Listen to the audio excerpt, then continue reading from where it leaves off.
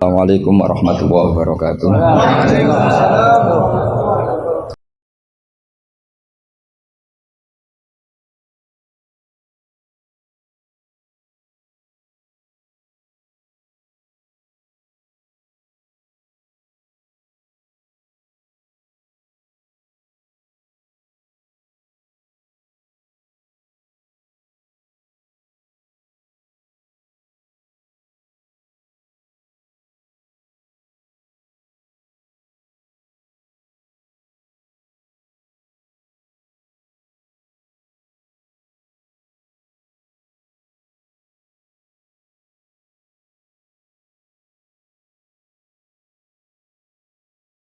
Senang itu di Islam itu ibadah.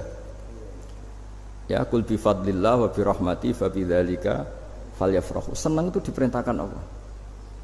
Saya itu sering di kamar, kadang itu nyun sewu kayak gatelan gitu, apa itu. Ya agak kukur-kukur terus merengut saja malu. Malu saya itu dilihat Allah kok kayak agak ridho itu malu. Ya kayak tadi lah, kamu dikasih rumah gratis, kemudian pas yang ngasih datang kamu kelihatan cemberut, itu yang ngasih kan mangkel. Sudah dikasih gratis masih cemberut. Sama hubungan kita dengan Allah itu semuanya dikasih gratis. Makanya tabassum, senyum itu ibadah. Kita yang nekuni ilmu hadis, betapa hebatnya Nabi ngendikan, kalau kamu tidak bisa ibadah yang berat-berat, cukup ibadah senyum. Kadang ngendikan tol qati wajhin, kamu cukup berwajah yang indah, yang menyenangkan. Tabassum, senyum. Kalau kamu tidak bisa membalas jasanya orang yang ngasih, minimal kamu senyum, lihat minimal kamu kelihatan senang gitu. Makanya senang itu sudah ibadah. Dan sekarang orang untuk senang aja susah. Karena bawaannya nuntut orang lain supaya kayak keinginan dia, bawaannya nuntut, ya ribet. Kalau gitu ya ribet. Makanya saya bilang al ilmu yurisul ahwal. Ilmu itu diperkuat. Nanti yurisul ahwal, ilmu itu akan membentuk Anda. Dulu beberapa raja itu ya mau luhur karena jadi raja, punya apa saja. Tapi punya penasihat ulama itu ya nasihat itu sederhana. Ada seorang raja tanya ke kiai, gimana dengan semua kerajaan saya? Wah, padahal dia punya apa saja. Jenengan miskin sekali, itu kerajaan seluas ini, kok bisa aja? Terus ditanya sama si ulama tadi, andaikan Anda di padang pasir, kemudian kalau tidak minum segelas air itu mati, apakah Anda akan membeli segelas air ini dengan semua kerajaan Anda? Oh iya, pasti apapun saya lakukan untuk mendapat satu gelas air.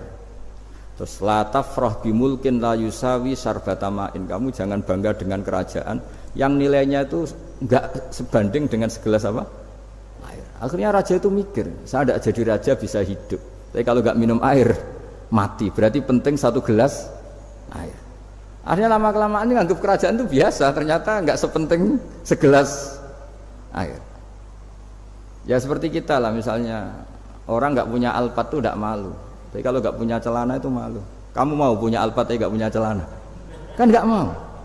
Yaitu ilmu. Ilmu itu yurisul ahwal. Ilmu akan melahirkan satu perilaku.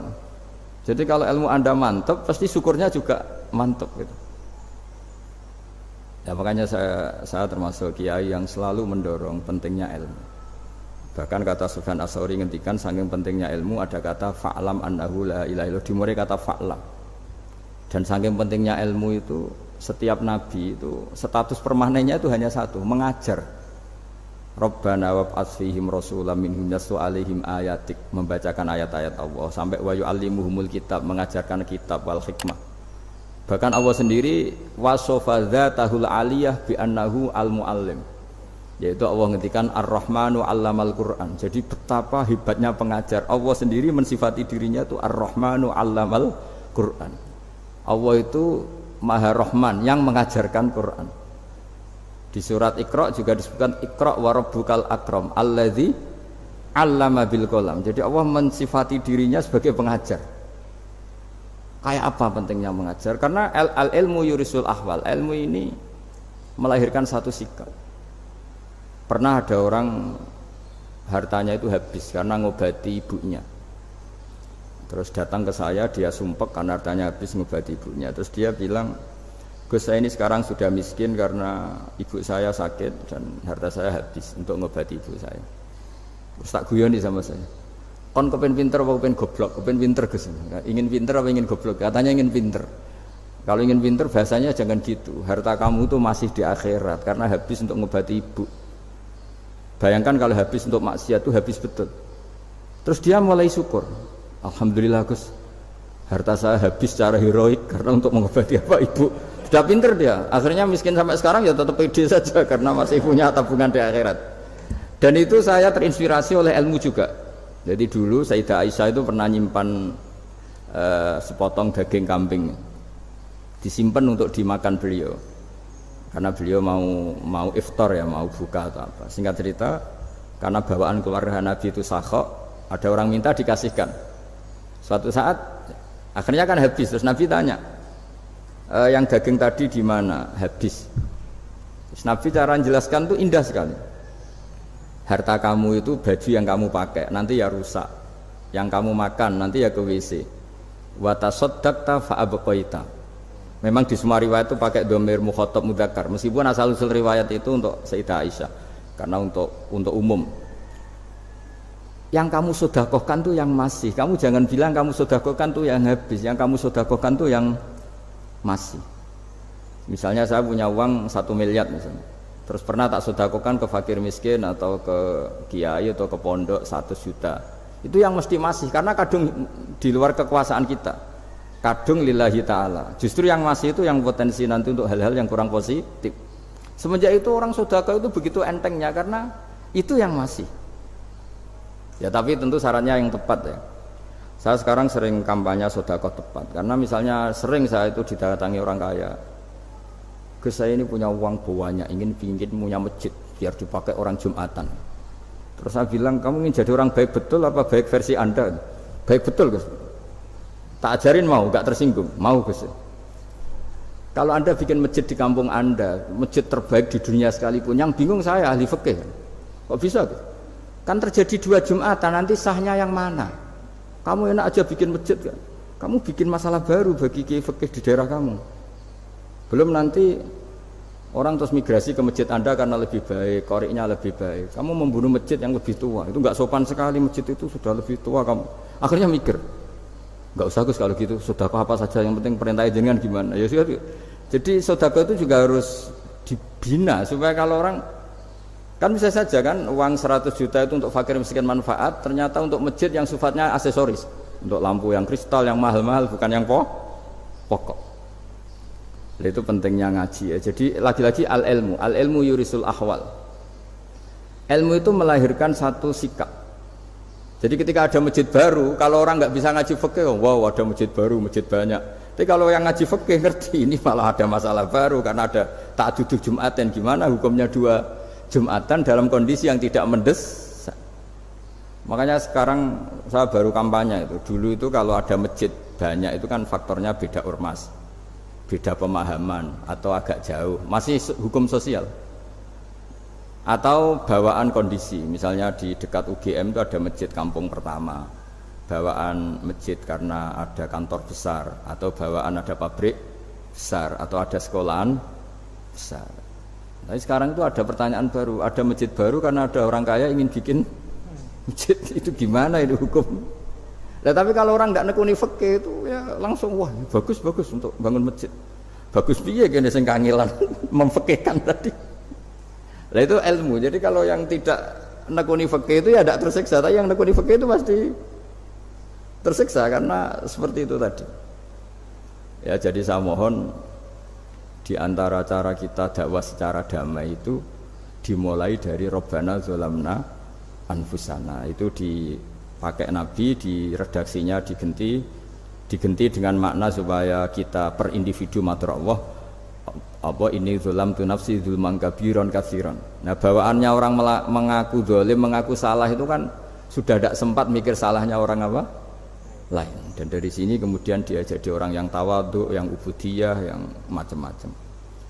Sehingga Nabi ini bukan dianggap ya pasti penjelas terbaik. Terus Allah meredaksikan wa ma tuqaddimu li anfusikum min khairin tajiduhu indallah. Apa saja kebaikan yang kamu sudah berikan untuk Allah sampai akhirat itu ya pasti kamu temukan di akhirat. Terus yang terakhir saya beri contoh orang peminta-minta, sa'il. Itu Sayyid Ali Zainal Abidin kalau ada orang minta-minta terus dikasih, misalnya dikasih ya 100.000 atau 50.000 atau 10.000 sesuai kemampuan yang memberi, itu marhaban biman hamala zadi ilal akhirah. Saya terima kasih ya, gara-gara kamu minta uang saya jelas sudah sampai akhirat. Coba kalau di rumah bisa saja untuk hal yang tidak positif. Jadi bawaannya itu cara pandang itu rubah.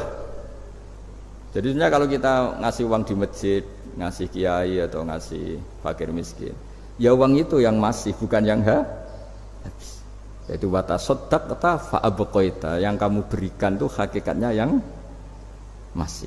Karena sudah ada kamu otak-atik lagi, makanya disebut wakaf. Sebenarnya wakaf itu dulu secara makna lughat, saya ulangi secara lughat, maknanya itu sudah berhenti. Wakfun maknanya berhenti.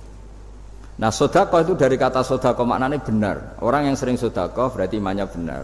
Orang yang uang sudah diberikan berarti dia sudah terputus, wakaf, berhenti dari hubungannya dengan dia. Sudah dikasihkan berarti selesai. Sehingga wakaf dan sedekah itu sebenarnya maknanya saling melengkapi.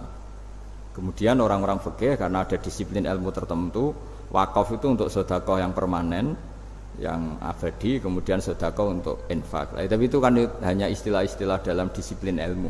Sebetulnya kalau pakai ilmu yang umum, sedekah ya bisa disebut wakaf, wakaf ya bisa disebut apa? Sedekah. Karena maknanya sedekah itu wakaf. Wakaf itu apa?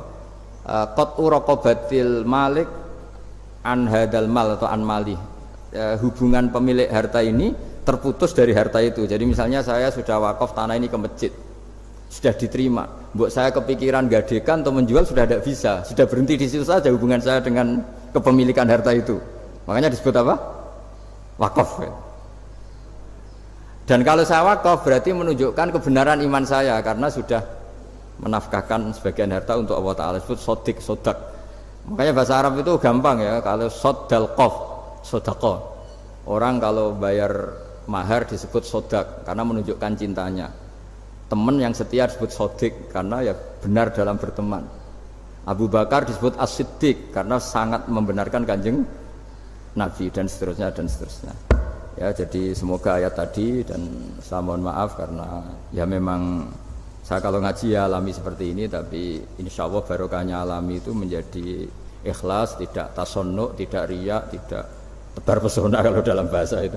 Yang jelas saya inginlah bahwa ayat yang saya baca tadi benar-benar jadi pegangan bersama. Faqula lahu qawlan layyina la'allahu yatadzakkaru aw yakhsha. Saya mohon maaf. Assalamualaikum warahmatullahi wabarakatuh.